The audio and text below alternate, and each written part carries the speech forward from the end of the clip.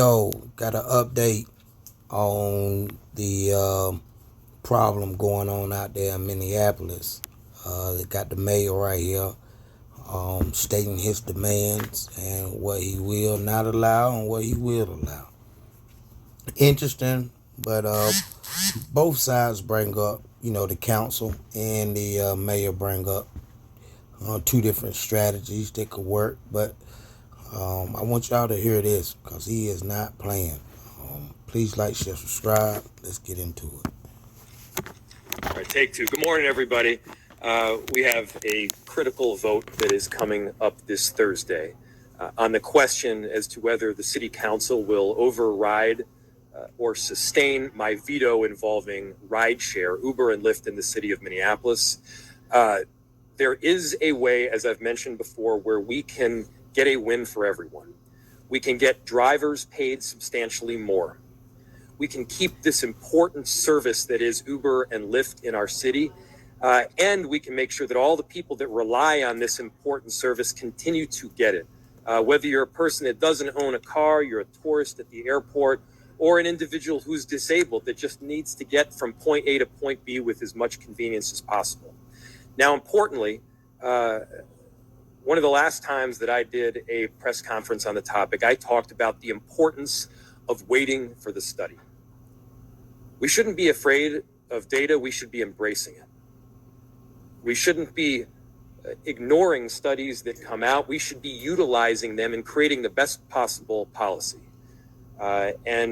Specifically, the Department of Labor came out with a study involving 18 million rides that were analyzed.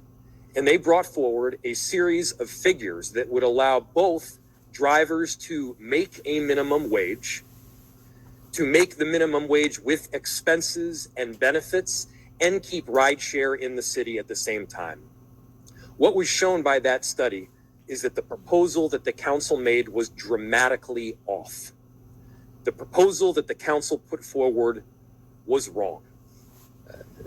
Their stated position was that this was the way to get drivers to a minimum wage. So pay attention. He says wrong, but understand, listen to his reasons why, and then listen to his proposal. Fact, there is a substantially lower rate that will both get drivers a minimum wage and will have expenses covered. And I want to reference the state study in doing so. The state study found that 89 cents a mile and 49 cents per minute would both allow drivers to make the minimum wage and also important expenses, including vehicle expenses, cell phone, car cleaning, vehicle registration, and I believe several others as well. That's just to make the baseline expenses. Now, if you wanted to get additional benefits, things like earn sick and safe, retirement, unemployment insurance, health insurance, you could get the full Cadillac version, and that's $1.20 and 49 cents, which is also and still substantially below the policy that the council put out. While I can't predict the future, I do believe that if the veto is overridden, and if there is not a subsequent policy that comes out through the state, that Uber and Lyft will leave the city on the effective date, which is May 1st. Hey, it's about to get good. Y'all pay attention. That has mass repercussions for people, not just in Minneapolis, but in the entire region. We can't be operating just in a sphere of politics here. We got to be doing what is right for people in our city. And what is right for people in our city is to get drivers paid more, in this case, paid substantially more, and keep this important service in the city. Now, we do have some additional information as to what has happened in other cities as well, even when Uber and Lyft does not move out. I have talked with the Department of Labor, and there are a couple things that often happen. One, and this is always the case, supply and demand does have an impact, and there is a lesser demand as the price increases for any given service. That's always the case. But secondly, as you increase the rate that drivers are able to be paid, more drivers want to be paid that amount. And so more drivers will then enter the platform, diminishing the amount of money that each individual driver will be able to make. Those things have been found in other cities, and so we need to strike the right balance. There is a balance here where we can get drivers paid a rate that is substantially higher. I want to sign that ordinance. And we need to keep ride sharing in our city at the same time. And so the ask here is twofold. Here you go. The ask is one, do not override the present veto.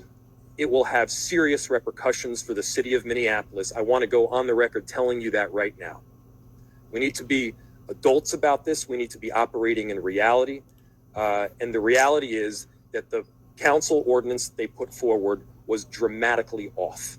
The second thing is we need to pass an ordinance that actually increases the rates for drivers at the right level, at a balanced level, that makes sure that their total take home is improved and makes sure that people who need ride service in the city are able to get it. So those are the two asks right now. I'm hopeful that we've got a route to get to exactly that. And I'm happy to answer any questions that you might have. I met with a number of rideshare drivers over the weekend, including MOLDA members as well as MRDA. And both were hoping to strike a balance. They were not in support of the council's ordinance, and they wanted to see an ordinance that would actually allow them to get paid more while keeping the jobs in this city. And so with that, I'll open it to questions that you might have. Okay. So here we have the mayor giving his side, and I mean, he spoke words and he didn't bite his tongue. What do y'all think will happen? Do you think rideshare will stay in the city of Minneapolis, or will it go? Leave your comments. Please like, share, subscribe. In Carolina. Till the next time. Peace out.